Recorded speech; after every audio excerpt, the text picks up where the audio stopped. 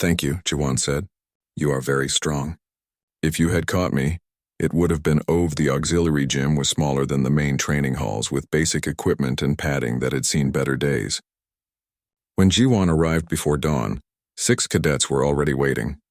Mireille and 4 others she had seen around but never spoken to. They stood in a loose group looking uncertain but determined. Thank you for coming, Mireille said. We were not sure you would. I said I would, Jiwan replied simply. She set down her water container and looked at the group. Before we start, I need to know what you want to learn. A Valith named Hana floated forward slightly. Her crystalline body was smaller than most of her species and her glow was dimmer. I want to learn how to fight opponents who are physically superior. My species relies on sonic attacks, but in close combat, I am helpless. I am the smallest of my training cohort, added a Drachnor named Taiho. His scales were dark blue instead of the usual green or black, and he was only 9 feet tall. Larger Drachnor dominate me through pure strength. I need different tactics. The others had similar stories. They were the ones who did not fit their species' typical advantages. Too small, too weak, too slow by the standards of their own people. They had made it to the academy through skill and determination, but now they faced opponents who had both skill and natural advantages. All right, Jiwan said. First lesson, forget about fair fights. Fair fights are for sports and ceremonies. Real combat is about winning. That means using every advantage you have and exploiting every weakness in your opponent. She gestured for them to spread out. Human combat philosophy is simple. We are not the strongest or fastest or most armored species. We are not even close. So we evolved to be smart, efficient, and ruthless. We study our enemies. We target weak points. We use tools and terrain and anything else available. And most importantly, we do not give up. For the next hour, Jiwan walked them through basic principles. How to identify weak points in different species' anatomy. How to use an opponent's strength against them. How to stay mobile instead of trying to trade blows. How to breathe. How to conserve energy. How to keep thinking clearly when pain and fear were screaming at you to run. They practiced on each other. Slow at first, then gradually faster as they understood the movements. Jiwan moved between them, correcting stances, adjusting angles, explaining the why behind every technique. Hana, you are floating. That is your advantage. Most species think in 2 dimensions, ground-based. You can attack from above where they do not expect. But you are also fragile, so you must strike and move. Never stay in one place. Taiho, you are smaller than other Drachnor, but that makes you faster. Stop trying to fight like them. Use your speed. Circle larger opponents. Attack from behind. Make them chase you until they are tired. The training session became a regular thing. Every morning before official classes, the group met in the auxiliary gym. More cadets joined as word spread. Not many, but enough. The ones who needed something different from standard training. The ones who had to think instead of just being strong. Meanwhile, official academy training continued. Long-distance endurance runs became Jiwan's favorite sessions. While other cadets struggled and collapsed, she maintained steady pace. Her human endurance, built for persistence hunting on Earth's savannas, made 20-kilometer runs feel almost easy, instructors noticed. They started studying human physiology in detail. The reports that came back were disturbing to many of them. Humans could regulate their body temperature through sweating, allowing them to function in extreme heat. They could run for hours without stopping. Their bodies stored fat efficiently for long periods without food. They healed quickly from injuries that would permanently disable other species. They could adapt to almost any environment through clothing and simple tools. And their planet, Earth. The more data that came in, the more horrifying it became. Earth had predators everywhere, on land and water, in the air, creatures with venom, claws, teeth, crushing strength, microscopic organisms that could kill in days. Plants that were poisonous, weather that could freeze or boil living things, natural disasters that destroyed entire regions, and humans had not just survived there. They had thrived. They had climbed to the top of the food chain on a world that was actively trying to kill them every single day. The Academy's Xenobiology department published a new classification. Earth was upgraded from low-threat Standard World to high-threat Death World Class 2. Only a handful of planets had that rating. They were places where evolution was a constant war, where everything was dangerous, where only the strongest and smartest species survived. Humans came from one of those places. The classification change spread through the academy like fire. Suddenly everyone wanted to know more about Earth, about humans, about what else might be lurking in their biology that nobody had noticed yet. G1 learned about the classification change from Mirai during a training session. They are calling Earth a death world, Mirai said, laughing as they worked through grappling drills. Can you imagine? Our boring little planet where we grew up, a death world. It is not boring if you know where to look, G1 replied, escaping from a hold and reversing position. We have sharks, crocodiles, bears, venomous snakes, spiders, scorpions, jellyfish, parasites, diseases, hurricanes, earthquakes, volcanoes, and that is just the obvious stuff. When you list it like that, it does sound bad. It is home. We are adapted to it. But yeah, I guess from an outside perspective, Earth is pretty hostile. Their conversation was interrupted by Instructor Call. Cadets G1 and Mirai, report to Combat Hall 1 immediately. They looked at each other, then hurried to comply. Combat Hall 1 was the largest training facility, used only for major events and assessments. When they arrived, dozens of instructors were waiting along with representatives from the Academy Board. General Threx stood in the center of the hall. Cadets, you are here to participate in an experiment.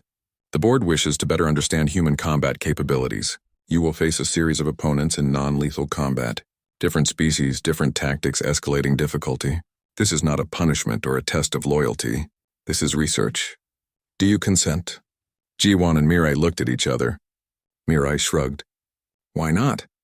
We consent, General, G1 said. Excellent. You will face opponents individually, 3 matches each. Standard rules. Fight to submission or incapacitation. Instructors will intervene if serious injury seems likely. Questions? No, General. Then begin. Cadet G1, you are first. Her first opponent was a Valith combat specialist, larger and brighter than Hana. The fight was interesting. The Valith used sonic attacks that disrupted balance and caused disorientation. G1 learned quickly to not look directly at the bright pulses, to keep moving so the sound waves could not focus on her, and to close distance rapidly. She won by forcing close combat where the Valith's attacks were less effective and using a joint lock on its primary resonance chamber. Her second opponent was a Gorvan warrior, fully trained and experienced. This was much harder. The Gorvan was fast, strong, and knew how to use all 6 arms effectively. G1 took some hits that left bruises, but she kept moving, kept targeting joints and nerve clusters, kept forcing the Gorvan to work for every advantage. The match went longer than her others, almost 10 minutes of constant movement. She won by finally getting past the Gorvan's guard and applying a chokehold that cut off blood flow to the brain. Her third opponent made her stomach drop. It was Instructor Kal himself, the Gorvan instructor who had supervised her training. He was bigger than any Gorvan cadet, covered in scars, moving with the efficiency of someone who had fought real battles. Do not expect mercy, Cadet, Kal said. I will give you the respect of fighting at full capacity. Thank you, Instructor. The fight was brutal. Kal was everything G1 had faced before but better. Faster, stronger, more experienced, more tactical. He anticipated her moves, cut off her angles, used his reach advantage perfectly. She could not get close without taking damage, could not stay distant without being cornered. G1 took hits that knocked the wind out of her, took hits that made her vision blur. Her ribs hurt, her jaw hurt, everything hurt. But she kept thinking, kept analyzing. Kal was perfect technically, but perfect meant predictable. He followed optimal tactics, which meant she could predict his next move. She started making mistakes on purpose. Small ones. Leaving openings that looked accidental. Kal took them because they were correct tactical choices. G1 was counting on that. On the third fake opening, she reversed. Instead of being where Kal expected, she went somewhere else. His strike hit empty air, and for a fraction of a second he was extended and unbalanced. G1's kick caught him in the knee, not hard enough to break but hard enough to buckle. As he dropped slightly, she used his own falling momentum to pull him down further, getting behind him, getting her arm around his thick neck in a choke that cut off blood flow. Kal struggled. His strength was incredible. He almost threw her off, but she held on, using her legs to control his body, keeping the choke tight, counting seconds. After 8 seconds, Kal tapped the mat 3 times. Submission. G1 released immediately and rolled away, gasping for air. Every part of her body screamed in pain. She was pretty sure at least one rib way. 3 months passed since Jiwan broke Vorath's spine. The academy had settled into a new normal. Humans were no longer curiosities or jokes. They were respected, even feared by some. The morning training group had grown to 20 cadets from different species, all learning human combat techniques and philosophy. Jiwan's reputation spread beyond the academy. News services across the galaxy picked up the story of the human cadet who defeated a Draknor instructor on her first day. Some called her a prodigy. Others called her a threat. Earth's government received both congratulations and concerned inquiries from various galactic powers. Through it all, Jiwan focused on training. Her scores in tactical theory were excellent. Her weapons qualifications were above average. Her physical assessments continued to surprise instructors who expected her to plateau, but instead saw steady improvement. Human bodies adapted to stress by becoming stronger. The concept fascinated xenobiologists. On a cold morning at the start of her 4th month, Jiwan received a message on her personal communication device. Official Academy channel. High priority. Cadet Jiwan, report to Instructor Vorath's office immediately. Her heart beat faster. Vorath had been released from medical care 2 weeks ago. She had seen him around the academy, walking with a slight limp that would fade as his body finished healing. They had not spoken since her visit to the medical center. She wondered if that was about to change. Vorath's office was in the instructor wing, a place cadets rarely entered. The door was open when she arrived. She knocked anyway. Enter, Vorath's voice called. The office was surprisingly small, with a desk sized for Draknor physiology and walls covered in weapons from different worlds. Vorath stood by the window, looking out at the training grounds where cadets ran morning drills. He turned when she entered. He looked different. Thinner, maybe. His scales had regained their shine, but something in his posture was changed. More careful. More deliberate. A Cadet Jiwan, reporting as ordered, Instructor. At ease. Cadet. Close the door and sit. She closed the door and sat in the small chair probably kept for visiting humans or other smaller species. Vorath remained standing, towering over her. I have been cleared to return to full duty, he said. My rehabilitation is complete. Medical says I am as strong as before, perhaps stronger. The regeneration process rebuilt my spine with enhanced reinforcement. That is good news, Instructor. Is it? He moved away from the window, pacing slowly. I have had 3 months to think about what happened, to analyze the match, to study human combat techniques and Earth's history. Do you know what I learned? No, Instructor. I learned that I was a fool.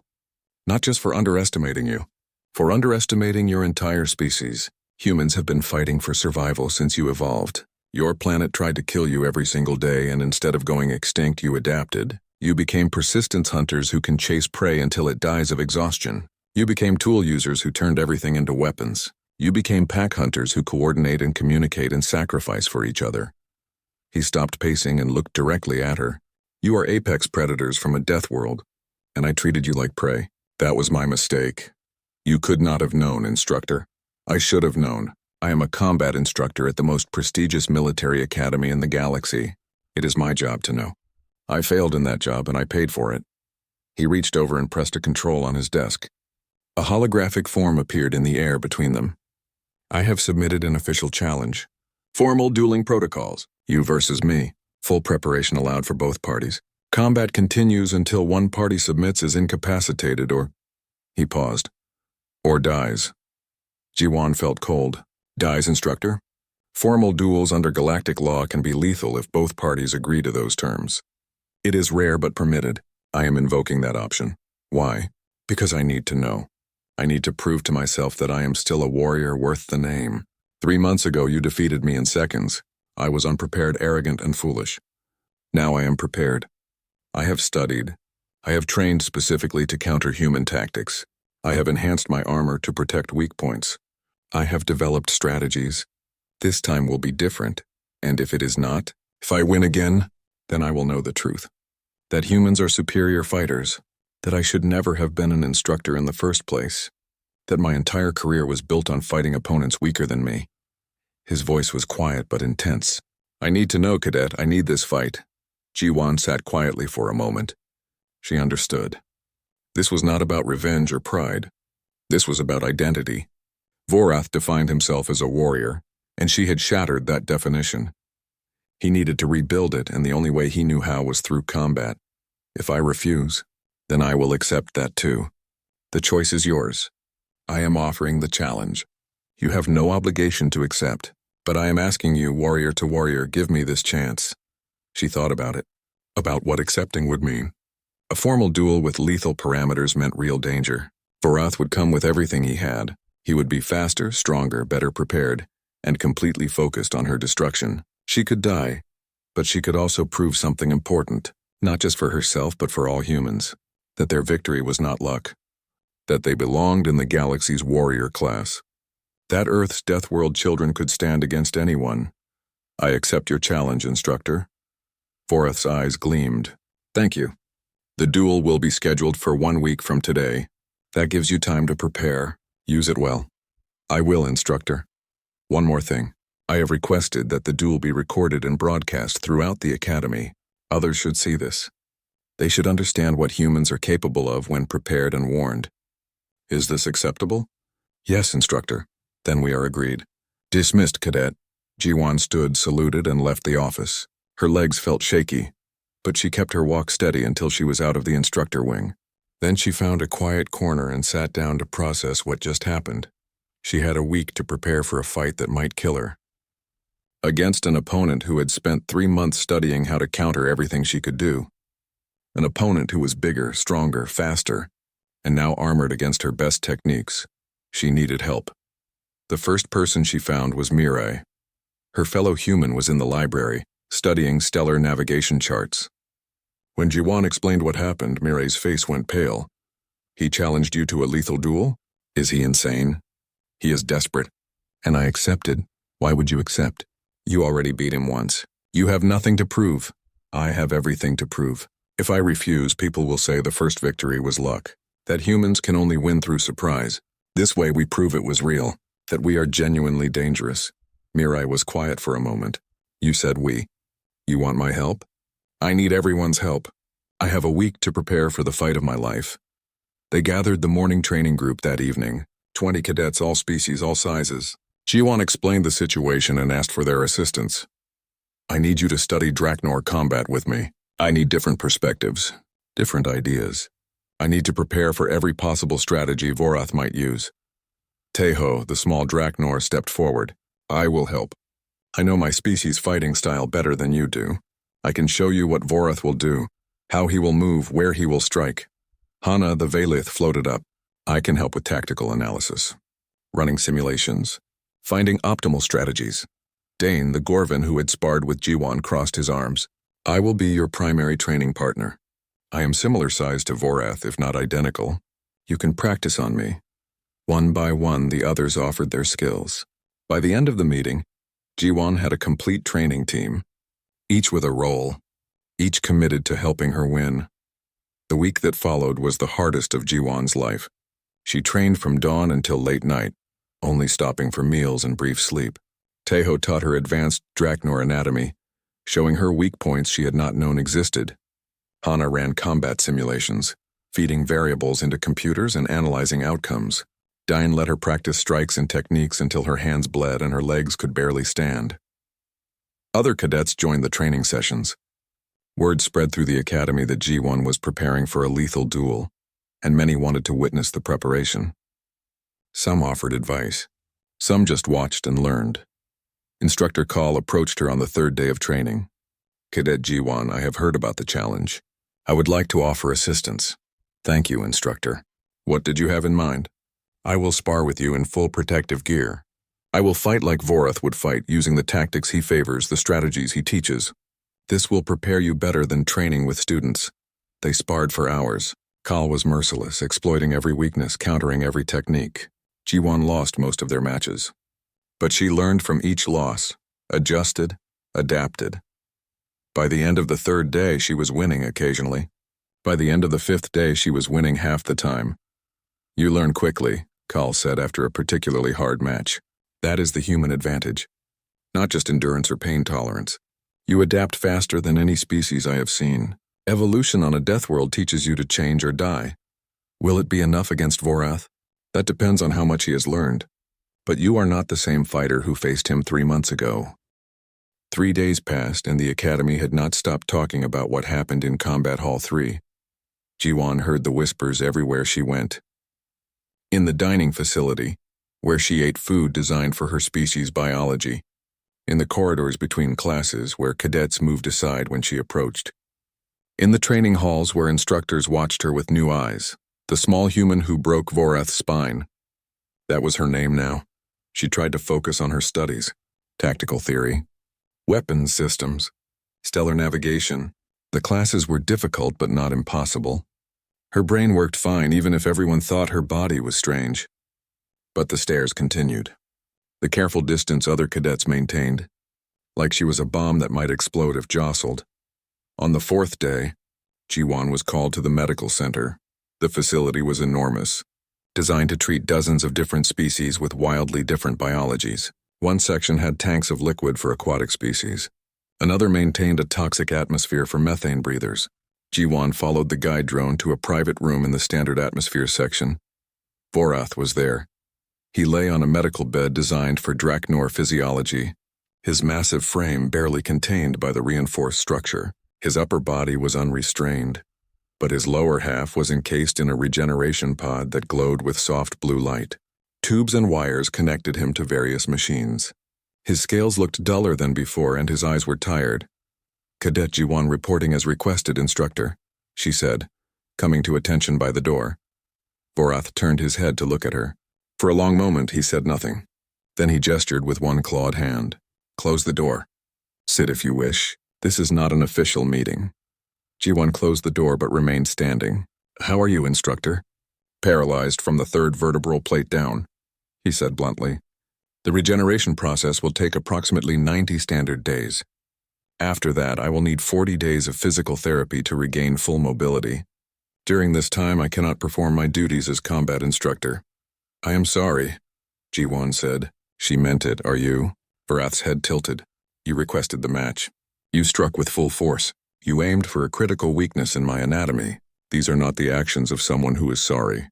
I did not want to hurt you this badly. I just wanted to show that humans could fight. You succeeded?" He made a sound that might have been a laugh or a cough. "The entire Academy knows humans can fight now. They also know I underestimated you, that I mocked you in front of witnesses, that I paid for my arrogance with 3 months in this bed." Ji-won did not know what to say to that. "Do you know why I called you here?" Vorath asked. "No, instructor. I wanted to see you again." "To understand what I faced in that circle." He paused. "The medical teams have explained human evolution to me. Your gravity, your planet's environment. I have watched recordings of Earth's apex predators. Large creatures with claws and teeth, yet your species hunted them to extinction. Not with natural weapons. With intelligence and endurance and the willingness to pursue prey until it could no longer run. That is accurate, instructor. On my world, the strong rule. Physical power determines hierarchy. A Draknor who cannot fight has no value. So when I saw you, small and soft with no claws or armor, I assumed you had no value. I was wrong." "You were not completely wrong," Ji-won said. "By Draknor standards, I am weak. I cannot match your strength or your natural weapons. Yet you defeated me in 7 seconds. I used leverage, speed, precision. Humans are not the strongest species, but we are efficient. We evolved to kill things bigger and stronger than us." Vorath was quiet for a moment. "There is a concept in Draknor culture, strength debt. When a warrior is defeated honorably, they owe a debt to the victor. They must acknowledge the superior fighter and learn from them. I owe you this debt, Cadet Ji-won. You do not owe me anything, instructor. The match was my request." "The match was my arrogance," Vorath corrected. "I have trained warriors for 30 cycles. I have fought in 7 campaigns. I have killed enemies on 16 worlds, and I was defeated by a first-day cadet because I did not respect my opponent. That is a lesson worth 3 months in this bed." He shifted slightly, wincing as the movement pulled against his immobilized lower body. "When I return to duty, things will be different. I will study human combat techniques. I will learn what makes your species dangerous. And I will ensure every cadet who trains under me understands that size and strength are not the only measures of a warrior." Ji-won felt something loosen in her chest. She had been carrying guilt since the match, wondering if she had ended someone's career over pride. But Vorath was not angry. He was learning. That was more than she had hoped for. Thank you, instructor. Do not thank me yet. When I am healed, I will request a rematch, under formal conditions. With full preparation on both sides, I will not underestimate you again. I would be honored, instructor. Vorath nodded. Now go. You have training to complete. And Cadet, watch your back. Not everyone will be as understanding as I am about what happened. Some will see you as a threat. Others will see you as a challenge. Earth has made a strong first impression on the galaxy that will bring both allies and enemies. G1 saluted and left the medical center. Vorath's words stayed with her as she walked back to the training areas. She had proven humans were dangerous, but what came next? The answer arrived during the evening training session. Combat drills were mandatory for all cadets, designed to build skills and assess progress. G1 had been assigned to a mixed group with various species, all working on hand-to-hand techniques. The instructor, a veteran Gorvan named Instructor Call, demonstrated proper striking forms for different body types. G1 worked through the exercises, her body remembering movements drilled into her over years of training on Earth. Punch, block, pivot, strike. The rhythm was familiar, comforting. Your form is wrong, a voice said behind her. G1 turned. A Gorvan cadet stood there, gray skin gleaming with moisture, 6 arms crossed in what looked like disapproval. She recognized him from orientation. Diane, his name was. My form is correct for human physiology, G1 replied politely. Human physiology is weak. You got lucky with Vorath. He was unprepared. Any real warrior would crush you. Other cadets stopped training to watch. G1 kept her voice level. I am not looking for fights. Too bad. You made yourself famous. Now everyone wants to test you. Diane took a step closer. I want to test you. Instructor Call appeared between them. Cadet Dane, return to your training station. Challenges are not permitted during instructional hours. I am not challenging her, Dane said. I am offering to train with her. Sparring is encouraged, yes? Call looked between them. Supervised sparring is permitted. Very well, standard rules. Non-lethal force only. First to submit or be rendered unable to continue. They moved to a training circle. Cadets gathered around to watch. G1 stretched her leg, feeling the lingering ache from kicking Vorath. Not fully healed yet, but functional, Dane was bigger than Vorath with 6 arms instead of 2 and a lower center of gravity. Grovans were pound for pound stronger than most species. They also had redundant organs, meaning they could take massive damage and keep fighting. Begin, Instructor Call announced. Dane moved immediately, all 6 arms striking from different angles. It was overwhelming, a wall of gray fists coming at her from every direction. G1 did not try to block everything, could not block everything. She moved, letting her body flow between the strikes like water. Training on Earth meant training with opponents who used weapons, who attacked from multiple angles, who did not fight fair. This was not new. She watched Dane's footwork. He was strong, but his balance was slightly forward, aggressive. She waited for him to commit to a power strike. Then she moved inside his reach where his longer arms had less leverage.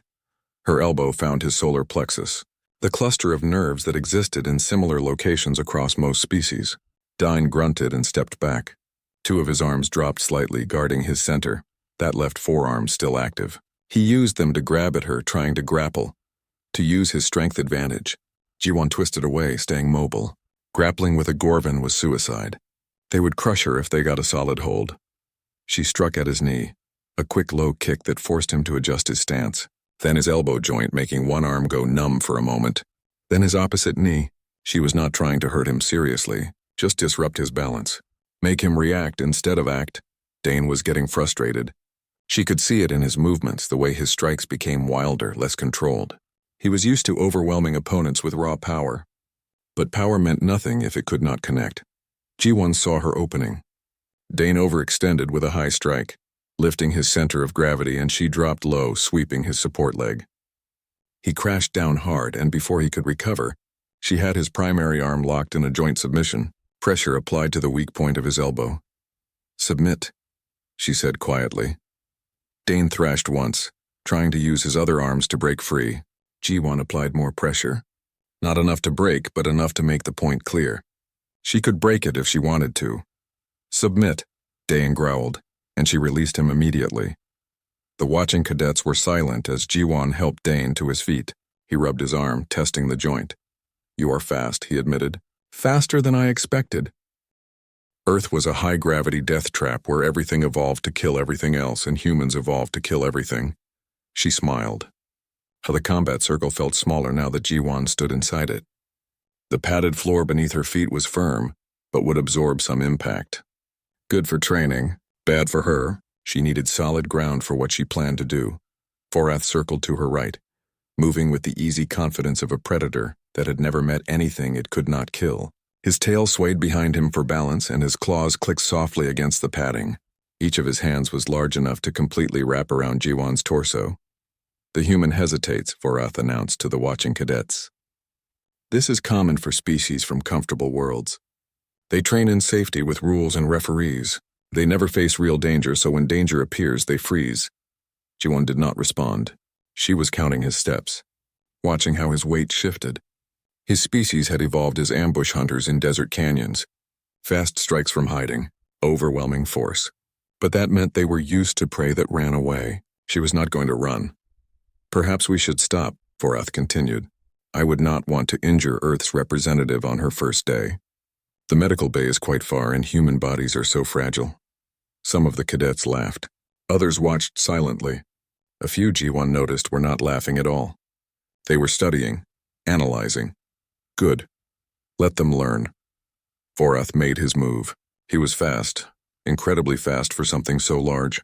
His arm shot out in what looked like a lazy swipe. Claws extended but not enough to cut, just enough to push her down. Humiliate her. And this quickly Jiwan moved. She did not block, did not dodge backward. She went forward and to the side, inside his reach where the strike lost its power. Her body knew what to do. Thousands of hours of training on Earth where gravity pulled harder than Vorath knew, where every movement required more force, more energy, more strength. His claws passed through empty air where she had been a fraction of a second before. Vorath's eyes widened slightly. Surprise. He had not expected her to be fast, but he was already recovering, pulling his arm back, setting his weight to strike again. He was experienced, skilled. One mistake would not cost him this fight. Jiwan was already moving. She planted her lead foot and turned her hips. Everything her instructors on Earth had drilled into her. Speed comes from the ground up. Power comes from rotation. Follow through. Her rear leg came up and around in a roundhouse kick. Her shin, hardened by years of conditioning, aimed at a specific point on Vorath's lower back. The third vertebral plate. She had memorized Draknor anatomy on the shuttle ride here. Every species had weak points. The trick was hitting them hard enough to matter. Time seemed to slow. She saw Vorath begin to realize what was happening, saw him start to turn. But he was massive, and mass took time to redirect. His evolution had made him strong and fast in straight lines. Hers had made her fast in curves. The impact felt like hitting a brick wall wrapped in leather. Pain shot up Jiwan's leg from the force of the collision. Draknor scales were tough, harder than most armor. Her shin should have broken, it did not break. The sound was worse than she expected. A sharp, wet crack that echoed through the combat hall like a gunshot. Then a second crack. Then a sound like gravel being crushed. Vorath made a noise Jiwan had no word for. Not a scream. Not a roar. Something between them. His legs collapsed under him and his massive body fell forward. He tried to catch himself with his arms, but his lower body was not responding. His tail thrashed once, then went still. The hall was silent. Jiwan landed on her feet, her legs screaming at her but still functional. She stayed in a ready stance, breathing controlled, watching Vorath, watching to see if he would get back up. He did not get up. His upper body was moving, his arms trying to push himself upright. But his legs stayed flat on the ground. His tail did not move. Medic, someone said. The word broke the silence like a stone through glass. Suddenly everyone was moving. Instructor Kelrin flew to Vorath's side, the Valith's crystalline body humming with urgent frequencies. Medical drones dropped from ceiling ports, scanners already active. Other instructors rushed to the circle. Jiwan took a step back, then another. She had not meant to hurt him this badly. She had just wanted to prove humans were not weak, to show them that Earth produced warriors too. A medical drone hovered in front of her face. Remain still for scanning, it said. She stood still. Let it scan her. Around her, chaos continued. Cadets were pushing forward to see what happened. Guards were pushing them back. Kelrin was coordinating the medical response with sharp bursts of sound. Scan complete, the drone announced. Subject shows no foreign technology, no biological augmentation, no chemical enhancement. Subject is genetically baseline for human species. Muscular strain detected in right leg minor. No other injuries. Kelrin turned to look at G1. The Valith had no face in a way humans would understand, just a crystalline structure that caught light and refracted it in patterns. But G1 felt the weight of that look anyway. What did you do? Kelrin's voice came from everywhere and nowhere, vibrating through the air itself. I kicked him, instructor, G1 said. Her voice sounded small after the noise. We observed the kick. Explain the result. Drachnor bone density is rated at 3.2 on the galactic scale. Comparable to reinforced titanium alloy. You should not have been able to damage it. Yet medical scans show complete structural failure of 3 vertebral plates, multiple fractures, and severe neural pathway damage. Jiwon did not know what to say. She had hit him as hard as she could. That was it. That was all she had done. More medical equipment arrived. A full trauma unit, the kind used for battlefield injuries. They were loading Vorath onto a hover stretcher, his upper body secured, his lower body carefully supported. His eyes were open. He was conscious, aware. And he was staring at Jiwon with an expression she could not read. Fear? Confusion? Respect? Maybe all 3. They carried him out of the hall. The doors closed behind them. The silence returned, heavier now. Kelrin floated closer to Jiwon. You will come with me. The Academy Board requires immediate testimony. This incident must be reviewed. Am I in trouble, instructor? That remains to be determined. The match was agreed to by both parties. Combat was within allowed parameters. But the outcome is unprecedented. A first-day cadet should not be capable of inflicting such damage on a senior instructor. We must understand how this occurred. Jiwon followed Kelrin out of the hall. Behind her, she heard the other cadets begin to talk. Whispers at first, then louder. She caught fragments as she walked away. Did you see that? How is that possible? What kind of world produces that? Humans. We need to review the database on humans. The review board met in a sterile white room with a table designed to accommodate various body types. 3 board members waited. Kelrin, a Gorvan general named Threx with gray skin and cold eyes, and a being that looked like living golden smoke that went by the name Whisper. Jiwon stood before them, still in her training uniform. No chair. She was fine with that. Standing meant she could move if needed. Cadet Jiwon, Whisper began, its voice like wind through leaves. You have been at this academy for 3 hours. In that time, you have permanently disabled one of our most experienced instructors. Speak. Jiwon organized her thoughts. I did not intend permanent damage. I struck a known weak point with appropriate force for combat. Instructor Vorath agreed to the match. Appropriate force, General Threx repeated. He had a voice like grinding rocks.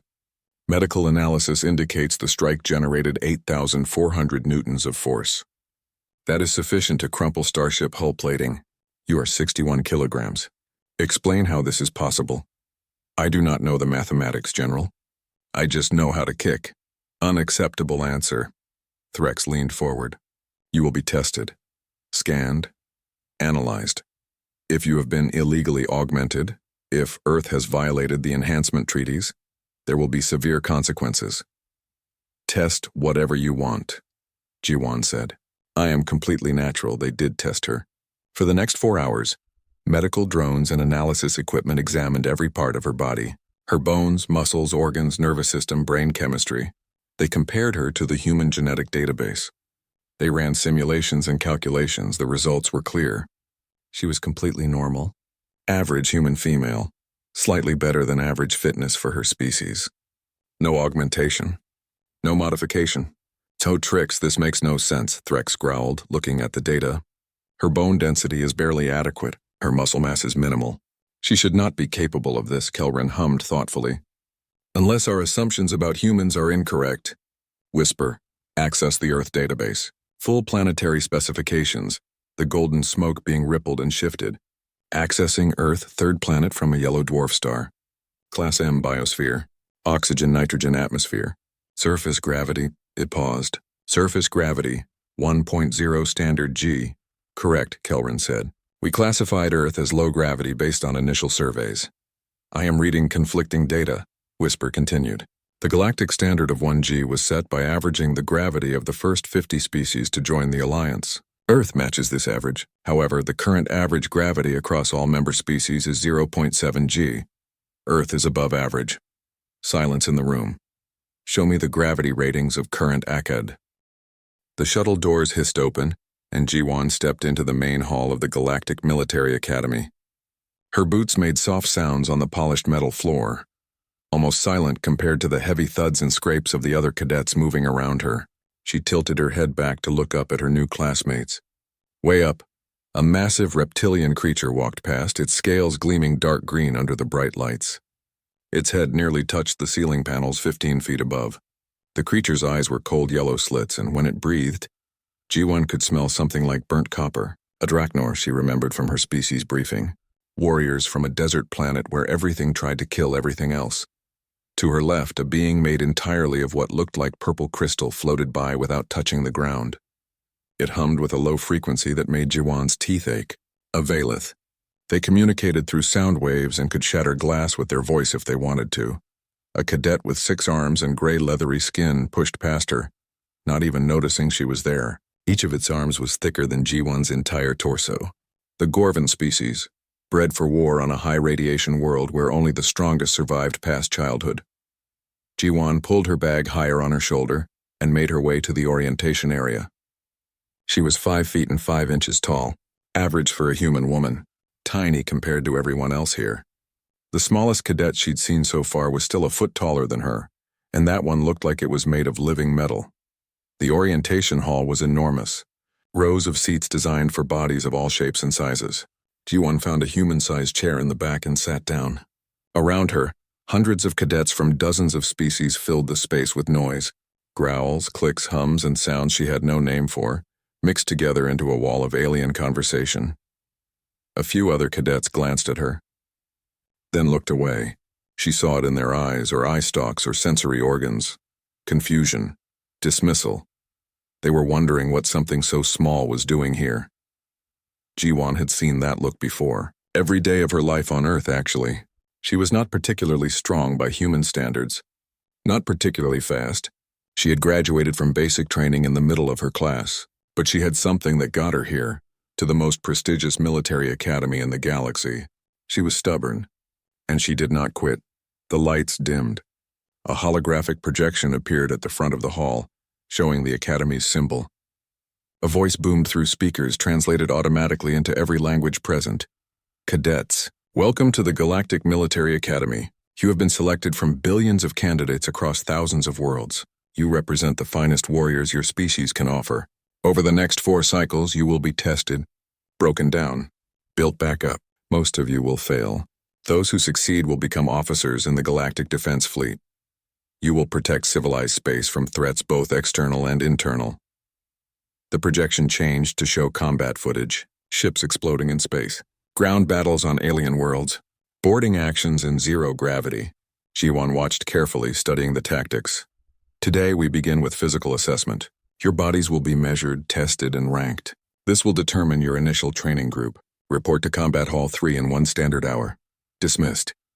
The cadets stood and began filing out. G1 moved with the crowd, trying not to get stepped on. A Drachnor tail swung past her head, missing by inches. A Gorvan nearly backed into her, and she had to jump aside. Combat Hall 3 was the size of a football stadium. The floor was covered in impact-resistant padding. Various equipment lined the walls. Weights, running tracks, climbing structures, all sized for different species. In the center stood the largest Drachnor G1 had ever seen. He was 12 feet tall, with scales that looked like polished black armor. Scars crossed his snout and arms, the marks of someone who had seen real combat. His eyes swept across the assembled cadets with cold evaluation. I am Instructor Vorath, he said. His voice was deep enough to feel in the chest. I have trained warriors for 30 cycles. I have fought in 7 campaigns. I have killed enemies of the galactic state on 16 worlds. You will address me as instructor, and you will obey without question. Is this understood? Yes, instructor. The response came in hundreds of voices, a chaotic mess of different languages and tones. Pathetic, Vorath said. Again! They shouted again. Better this time, more unified, acceptable. Vorath began pacing. Physical assessment will be simple. Each of you will demonstrate your species' natural capabilities: strength, speed, endurance, combat potential. Step forward when your name is called. He started with the Draknor cadets. They lifted massive weights, ran at speeds that blurred, and struck training dummies hard enough to dent the reinforced material. Vorath nodded with approval. The Gorvan cadets went next. They climbed vertical walls without equipment, hung from bars for minutes without strain, and displayed raw power that made the equipment groan. The Valith cadets demonstrated their sonic attacks, shattering test panels from across the room. Species after species showed what made them dangerous, what made them worthy of being here. Cadet Jiwan, human, step forward. Jiwan's heart hammered, but she kept her face calm. She walked to the center of the hall. The padding seemed to stretch forever around her. Hundreds of eyes watched. She stopped in front of Vorath and looked up at him. And up Vorath looked down. He tilted his head, studying her like she was an interesting insect. "This is a human?" He said it loud enough for everyone to hear. "This is what Earth sends to the Academy." Laughter rippled through the hall. Not cruel exactly, more like confused amusement. The kind of laugh people make when they see something that does not make sense. Vorath walked around her slowly. "Scan," he said to his assistant, a floating drone with multiple sensors. "Scanning," the drone replied in a flat voice. Height, 165 centimeters. Mass, 61 kilograms. Bone density, standard carbon-based structure. Muscle composition, type 2 fibers, adequate oxygen processing. Assessment, below average for Academy standards. Gravity origin, 1 standard G. 1G, Vorath repeated. He looked at the other instructors standing along the wall. Earth is a low-gravity world. They evolve in comfort, then send their weak to train with real warriors. More laughter, louder this time. Jiwan felt heat rising in her cheeks, but she kept her eyes forward. She had expected this. Earth was new to the galactic community. Humans were unknown. Of course they would underestimate her. "Can you even lift the standard cadet weight?" Vorath asked. "I can try, instructor," Jiwan said. "Try." He made it sound like an insult. "Warriors do not try. They succeed or they fail." He gestured to a weight bar. "Show me." Jiwan walked to the bar. It was set at what the display called basic standard for new cadets. She gripped the bar, set her stance, and lifted. The weight came up. Not easy, but she managed it. She held it for the required 5 seconds, then set it down. Vorath made a dismissive sound. "Barely acceptable." "Speed test. Run the standard circuit." The circuit was a quarter-mile track around the hall. Jiwan ran it at her best pace. She finished in what felt like a decent time, breathing hard but not collapsed. "Slow," Vorath announced. A Draknor hatchling could run faster. The laughter was constant now. Some cadets were not even trying to hide it anymore. Vorath leaned down, bringing his massive head close to Jiwan's level. "Tell me, human, why are you here? This is an academy for warriors, for species bred for combat. Your people are soft, weak. You have no claws, no armor, no natural weapons. You come from an easy world where nothing challenges you. What possible use could you be to the defense fleet?" Jiwan met his eyes. "I would like to show you, instructor." "Show me what?" "What a human can do in combat." The laughter stopped. Vorath straightened up. "Combat? You wish to demonstrate combat ability?" "Yes, instructor." Vorath looked around at the other cadets. A slow smile spread across his reptilian face, showing rows of sharp teeth. "Very well. We could all use entertainment. A demonstration match. You versus..."